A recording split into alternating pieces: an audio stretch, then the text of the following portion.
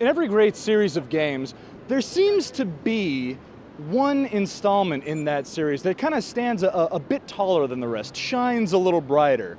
And we went out and talked to you guys to find out which are your favorite games, which to you is the best in a series. Which is your favorite Super Mario Brothers and why?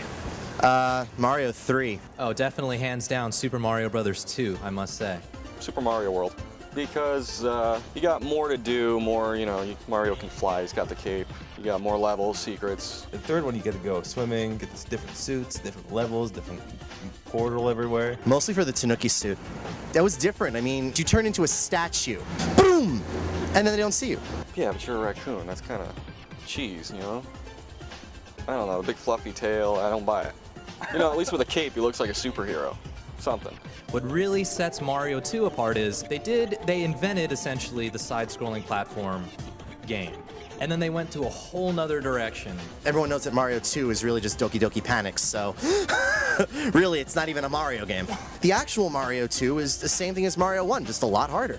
So it's, once you've actually played Lost Levels and you compare it to what we got from Mario 2, it doesn't fit. I thought it was cool. I don't know why so many people hate on it. You get to pick crap up and throw it at things. You can't go wrong with that. Zelda's a tough one. Ocarina of Time was the one that really got me because RPGs never really got me going. It's too much thinking, too much puzzle solving. But with Ocarina of Time, it was a lot of action and there was a lot of, problem solving, which I like. I actually like Link's Awakening better. I don't know what it is about it. It's probably because it was the first one I actually got. It's one of those games that you can go back and play over and over and over again because you're always going to miss something. Ocarina of Time actually went back and connected with the other ones. Did it kind of seamlessly, especially with the sages, how each one was actually like a town from Zelda 2, The Adventure of Link. For N64 was a very vast world, I think. You got a horse. How about something like Mega Man? Which is your favorite Mega Man in the series? Mega Man 2. I had $40 and I wanted to buy Dr. Mario, and a bunch of people at Toys R Us said Dr. Mario sucked, and they told me to get Mega Man 2. So I went and I bought Mega Man 2 instead, and I loved it. I like Mega Man 2 mainly because,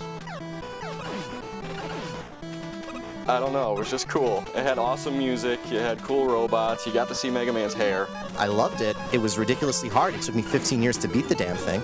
Mega Man was cool, but had problems. Mega Man 2 fixed those problems and gave you really good bosses, really challenging levels. Mega Man 3, one of my friends says it's a really great, well-developed game, but it was basically just Mega Man 2 with different bosses.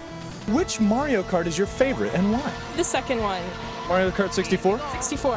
Why? For me, it really boils down to graphics, character design, character use, and story arcs. Hold on a second. There's no story in Mario Kart. There's no story in Mario Kart, but the crashes are kick-ass. Which is your favorite Final Fantasy and why?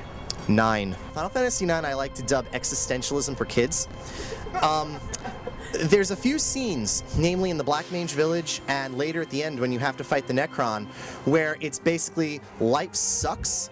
Why do you keep living? Because we have to. In fact, I think those were Zidane's exact words. We keep going because we have to. And that's basically existentialism. If you don't know existentialism, you show them that scene, you get existentialism. And I love that game because of that. Better graphics, has a better storyline. Like my friend said, it's like basically Final Fantasy 1 all over again, which I absolutely adore. It pulls you in. I couldn't put it down for like 6 hours straight. It's Final Fantasy 8 versus Final Fantasy 9. Go.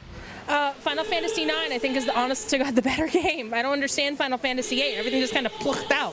What I hated about that game was, in the beginning, it would be cool if the draw system always drew 9s. But in the beginning, it took you 5 hours to draw and refine enough magic before you could even start the damn game. Seeing as how I'm a person that hates grinding in all its forms, that was basically grinding that wasn't getting me levels. So I will never play that game again simply because I just don't have the patience to spend the first 5 hours of that game running around a beach killing fish. I think a lot of people in their mid to late 20s still have a soft spot for classic games. I mean, you go to Brooklyn right now, there's Barcade. There's nostalgia for that, but there's also, it's like a revamp of it, Like games are being constantly reinvented, but with that demographic in mind, So maybe there's a little bit of nostalgia, but there's still a lot of fun in those games, absolutely.